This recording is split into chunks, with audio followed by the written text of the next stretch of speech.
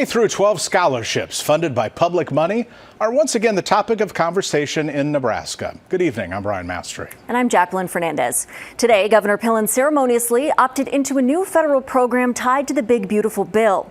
This almost a year after voters overturned state efforts to implement a similar plan. First Alert 6's Philip Katafamo breaks down the details. Let me just make it really clear, you guys, I am not opting this in. I am cannonballing it in to the state of Nebraska.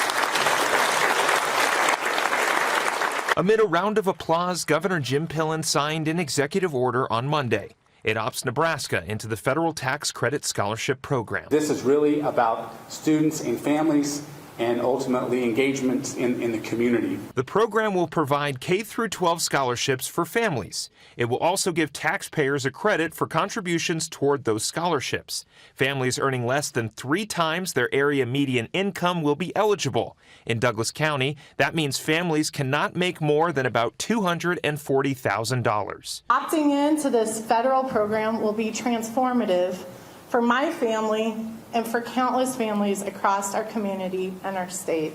Opponents expressed concern over fiscal impacts the program could have. It's concerning that a program like this doesn't have any caps on how much it could cost overall, and that could lead to some significant reductions over time in federal tax revenues. Another worry is about how the program will deliver on its promises, who it will ultimately benefit, and what guardrails will be in place. There are provisions in this tax credit program for some of these tax breaks to be used for scholarships for public school expenses in addition to private school expenses. And so we're curious to see what the governor's going to say about that. Nebraska has seen similar efforts for this type of program before, including LB 753 and LB 1402, which Nebraskans overwhelmingly voted to repeal in the November 2024 election.